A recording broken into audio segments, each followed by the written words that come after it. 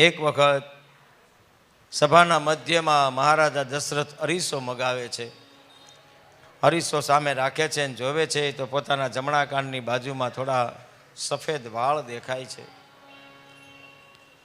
મહારાજા દશરથ નિર્ણય કરે છે, હવે વાળ સફેદ થયા એટલે રાજગાદીની જિમ્મેદારી ખરેખર આપણે હવે રામને સોંપી દેવી જોઈએ. સારો વિચાર આવ્યો છે, કોને કહેવો? એટલા માટે ગુરુના આશ્રમમાં જાય છે. ગુરુદેવને પ્રાર્થના કરે છે કે મારા મનમાં એક વિચાર છે. ગુરુદેવે પૂછ્યું, શું છે? રાજગાદીની જિમ્મેદારી મારે હવે રામને સોંપી દેવી છે. ગુરુદેવે કહ્યું, એમાં મુહૂર્તની કોઈ જરૂરત નથી. જે દિવસે રામ ગાદી ઉપર બેસે તે દિવસે શુભ મુહૂર્ત હોય છે. તૈયારીઓ થવા લાગી. દેવતાઓને ગમ્યું નહીં. માં સરસ્વતીને પ્રાર્થના કરી. માં સરસ્વતીએ એ સમયે મંથરાની બુદ્ધિને બગાડી.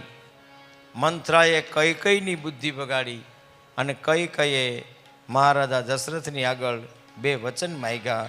પહેલું વચન માગે છે, રામને ગાદી નહીં પણ ગાદી ભરતને મળે. સુનહુ પ્રાણ પ્રિય ભાવત જીકા, દેહું એક બર ભરત હી ટીકા.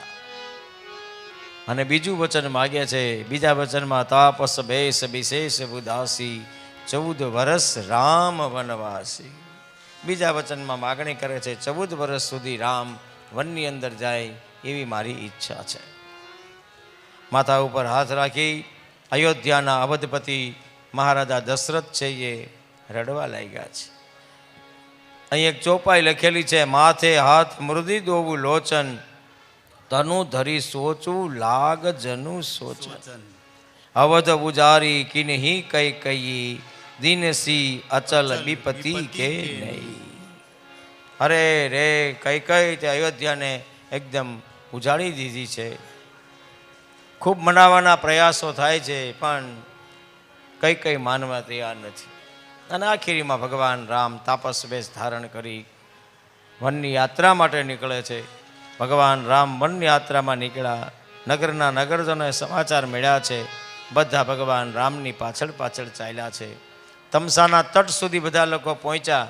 તમસાના તીરે ભગવાન રામે બધાને સુવડાવ્યા. બધા ઊંઘી ગયા અને ભગવાન રામ બધાને છોડી અને યાત્રામાં આગળ નીકળી ગયા. પછી તો ભગવાન રામ ચાલતા ચાલતા આવ્યા શૃંગેરપુરની અંદર. શૃંગેરપુરમાં નિષાદરાજ ગુહનો ભેટો થયો. ગુહે કહ્યું, તમારા માટે બધું કરવા હું તૈયાર છું. ભગવાન રામે કહ્યું, અમારે નગરમાં આવવાની મનાઈ છે. અમારે 14 વર્ષનો વનવાસ છે, એટલા માટે અમે નગરમાં ન આવી શકીએ. તુલસીદાસજી મહારાજ કહે છે, ભગવાન રામની સાથે નિષાદરાજ ગુહ આગળ ચાલે છે. ગંગાના તટે આવ્યા. સુમંતોને પ્રાર્થના કરી ભગવાન રામે, હવે તમે પાછા ફરો. ભગવાન રામની પ્રાર્થનાથી સુમંત પાછા ફરે. અદ્ભુત વર્ણન છે રામચરિત માનસમાં. જ્યારે સુમંત પાછા ફરે છે ત્યારે ઘોડાની કેવી હાલત છે એનું વર્ણન લખ્યું છે રામાયણમાં. સુમંત વિચાર કરે છે, સાંજના સમયે જઈશ તો જ ચાલશે. અંધારામાં અંજવાળું હશે. જો અયોધ્યામાં પ્રવેશ કરીશ અને અયોધ્યાના નરનારીઓ મને પૂછશે રામ ક્યાં છે, તો હું શું જવાબ આપીશ? ઘોડાને અનેક પ્રકારે હલાવવા માટેના પ્રયાસ કરાવે છે, એને મારે છે, છતાં પણ ઘોડા ભગવાન રામને છોડીને અયોધ્યાની બાજુ ચાલતા નથી.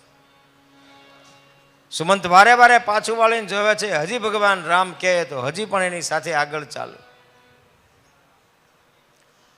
પણ ભગવાન રામ સુમંતોને પાછા વાળે છે.